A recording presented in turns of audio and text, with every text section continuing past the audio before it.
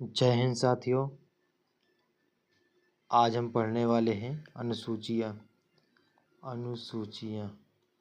तो ज़्यादा समय न वेस्ट करते हुए हम अपनी क्लास को शुरू करते हैं। अनुसूचियाँ आज हम पढ़ने वाले हैं। तो अगर बात करें दोस्तों पहली अनुसूची की, तो पहली अनुसूची की बात करें दोस्तों क्या कह रहा है, पहली अनुसूची में क्या दिया गया है कि पहली अनुसूची में दिया गया है कि इसमें भारत के राज्यों, जैसे भारत में कितने राज्य हैं 28, तो भारत के राज्यों और केंद्र शासित क्षेत्रों, केंद्र शासित प्रदेश कितने हैं 8, तो केंद्र शासित प्रदेश के नाम लिखे हैं।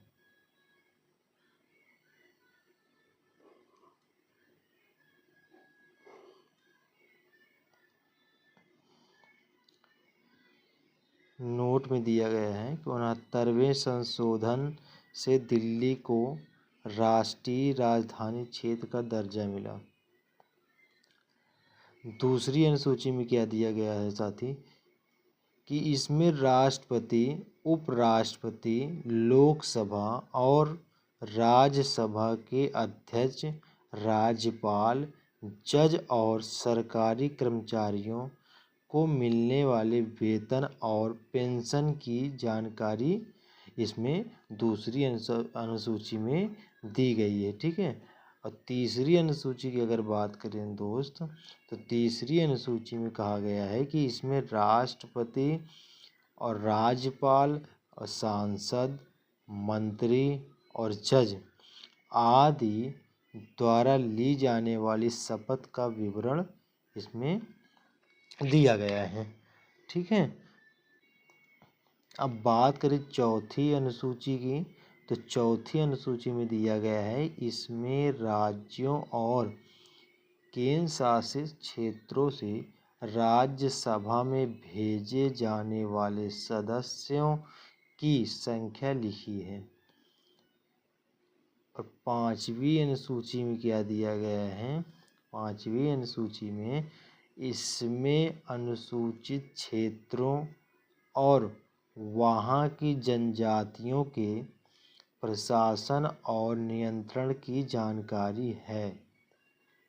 ये पांचवी अनुसूची में दिया गया है।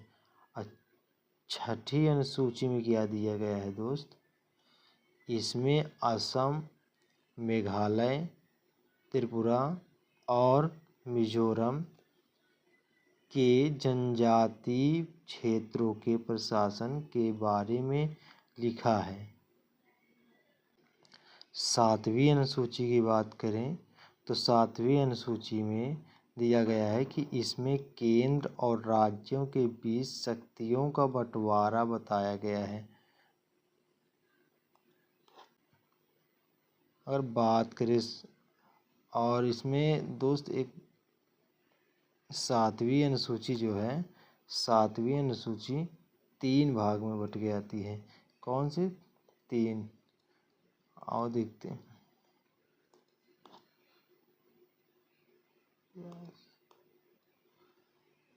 पहला क्या है, संघ सूची। पहला क्या है, संघ सूची। संघ सूची इसमें दिए विषयों पर सिर्फ केंद्र सरकार कानून बना सकती है।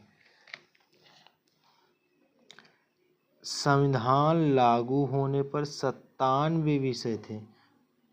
संविधान लागू होने पर 97 विषय थे, अब 100 विषय हैं। मुख्य विषय क्या हैं, देश की रक्षा, विदेश मामले, युद्ध शांति, रेल, डाक, मुद्रा, बैंकिंग, परमाणु शक्ति आदि, ये सब है। और दूसरा क्या है, राज्य सूची।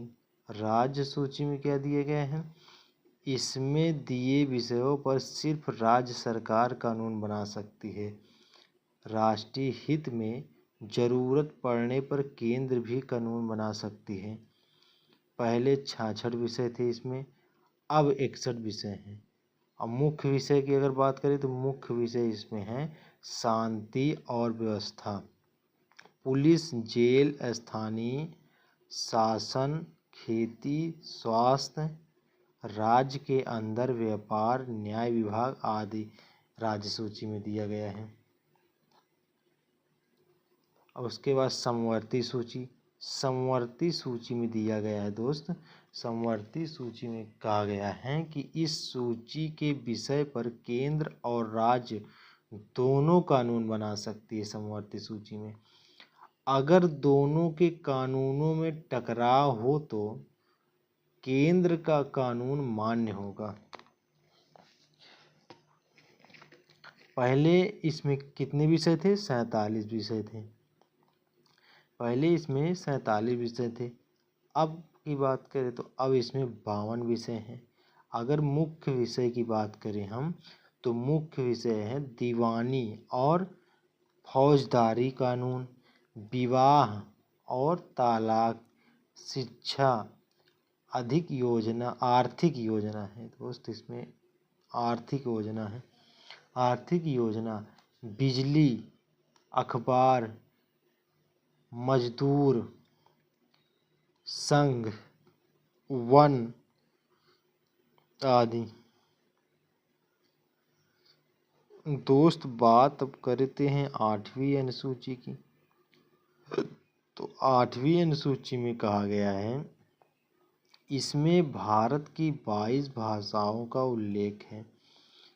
8वीं अनुसूची में 22 भाषाओं का उल्लेख है। शुरू में 14 भाषाएं थी। शुरू में कितनी भाषाएं थी? 14 भाषाएं थी। 14 भाषाएं थी। बाद में संशोधनों से सिंधी, कोंकणी, मणिपुरी, नेपाली, बोडो, संथाली, मैथिली और डोगरी जोड़ी गई 8वीं अनुसूची में।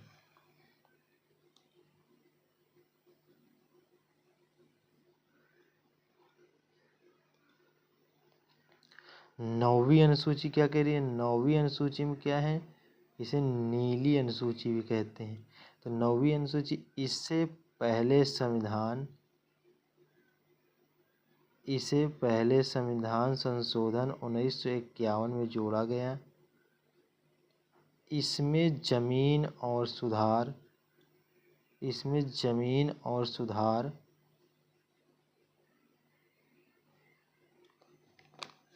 और किसानों के हित में बनाए गए कानून शामिल हैं। इन कानूनों को अदालत में चुनौती नहीं दी जा सकती। इन कानूनों को अदालत में चुनौती नहीं दी जा सकती। नोट में पहले यह माना जाता था कि संविधान की 9वीं अनुसूची में रखे गए कानूनों की जांच नहीं हो सकती, लेकिन 11 जनवरी 2007 को सुप्रीम कोर्ट ने तय किया कि अगर 9वीं अनुसूची में कोई कानून मौलिक अधिकारों के खिलाफ है तो उसे चुनौती दी जा सकती है और सुप्रीम कोर्ट उसकी समीक्षा कर सकता है।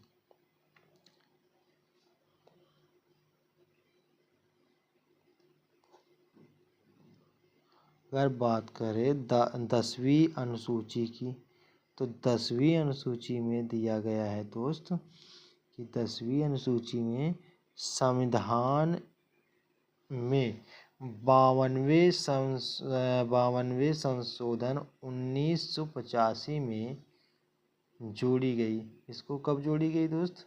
कि 52वें संशोधन 1985 से जोड़ी गई इसको। इसमें दल बदल, पार्टी बदलना जिसको बोलते हैं, दल बदल से जुड़े प्रावधान बताए गए हैं। इसमें 11वीं अनुसूची की बात करें अगर हम तो संविधान में 73वें संशोधन 1993 से जोड़ी गई है। इसमें पंचायती राज संस्थाओं के लिए 29 विषय दिए गए हैं जिन पर वे काम कर सकती हैं। ठीक है, उसमें काम कर सकते हैं। 12वीं अनुसूची 12वीं अनुसूची कह रही है कि संविधान में 74वें संशोधन 1993 से जोड़ी गई। इसमें शहरी क्षेत्रों के स्थानीय संस्थाओं से नगर पालिका बोलते हैं। तो स्थानीय संस्थाओं के लिए 18 विषय दिए गए हैं जिन पर वे काम कर सकती हैं। अगर बात करें भाग अब विषय अनुच्छेद कि भाग पहला में अगर भाग 1 की बात करते हैं, भाग 1 में दिया गया है संघ एवं उसका राज्य क्षेत्र। संघ एवं उसका राज्य क्षेत्र तो कौन से अनुच्छेद में है? 1 से 4 के अनुच्छेद में है। भाग 2 में क्या दिया गया है? नागरिकता। भाग 2 में नागरिकता है। नागरिकता अगर अनुच्छेद की बात करें तो अनुच्छेद 5 से 11 में है। तो भाग 3 की अगर बात करें तो भाग 3 में मौलिक अधिकार है। अनुच्छेद की अगर बात करें तो 12 से 35। भाग 4 में क्या दिया गया है? नीति निर्देशक तत्व। अनुच्छेद की बात करें तो 36 से 51। भाग 4 का मूल कर्तव्य 51। अनुच्छेद क्या है? 51 का। और भाग 5 में दिया गया है संघ। अनुच्छेद 52 से 151 तक। भाग 6 में दिया गया है राज्य जो अनुच्छेद 152 से 237 तक दिया गया है। और भाग 7 में दिया गया है दोस्त कि पहली अनुसूची के भाग ख के राज्य। इसमें 238 अनुच्छेद में दिया गया है क्या? पहली अनुसूची के भाग ख के राज्य, यानी कि पहले जो था 238वां अनुच्छेद था, लेकिन बाद में इसको निरस्त कर दिया गया।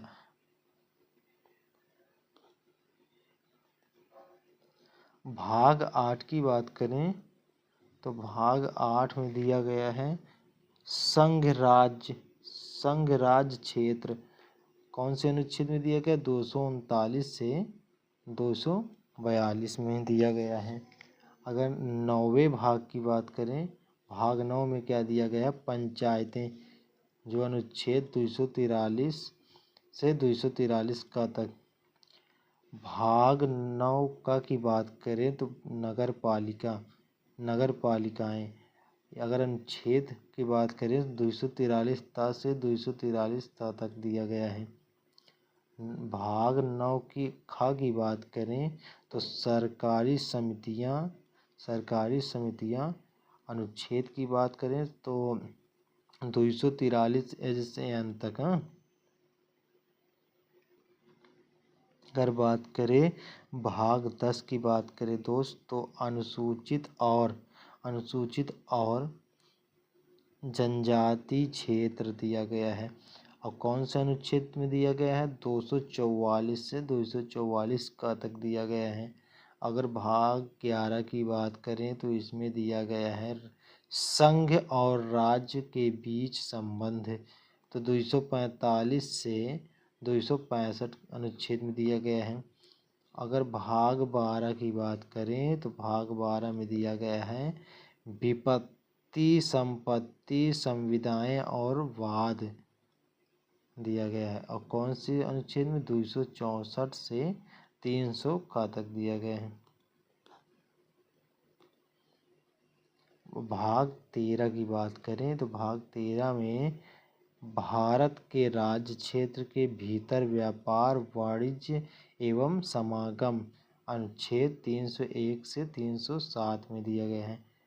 और 14 में संघ एवं राज्यों के अधीन सेवाएं अनुच्छेद 308 से 323 तक दिया गया है। भाग 14 का में क्या है, अधिकारण, जो अनुच्छेद 323 का से 323 ख तक दिया गया है। ठीक है। और भाग 15 की बात करें तो निर्वाचन जो अनुच्छेद 324 से 329 में दिया गया है। भाग 16 की बात करें तो कुछ वर्गों के संबंध में विषय उपबंध जो अनुच्छेद 303 से 342 तक दिया गया है। भाग 17 की बात करें तो राजभाषा, अनुच्छेद की बात करें तो 343 से 351 तक। भाग 18 की बात करें तो आपात उपबंध और बात करें अनुच्छेद के 352 से 360 तक दिया गया है। अब भाग 19 की बात करें तो भाग 19 मतलब विविध अनुच्छेद की बात करें 361 से 367 तक। भाग 20 की बात करें दोस्त तो भाग 20 की बात करें तो संविधान संशोधन दिया गया है। भाग 20 में संविधान संशोधन अनुच्छेद की बात करें तो 368वें अनुच्छेद में दिया गया है। भाग 21 की बात करें दोस्त तो अस्थायी संक्रमणकालीन व विशेष उपबंध जो 369 से 392 तक दिया गया है।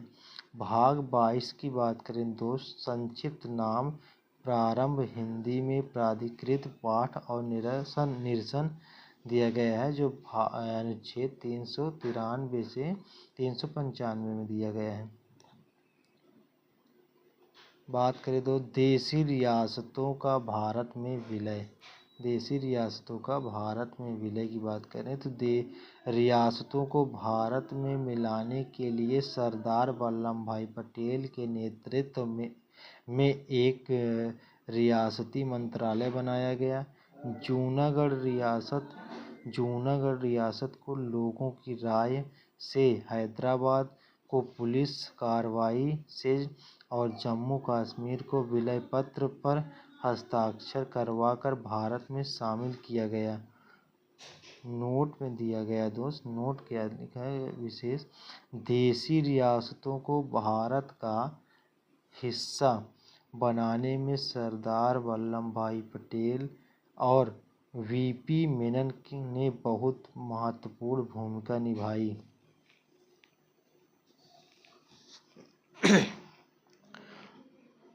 उम्मीद करता हूँ कि दोस्त यह क्लास आपको बहुत अच्छी लगी होगी।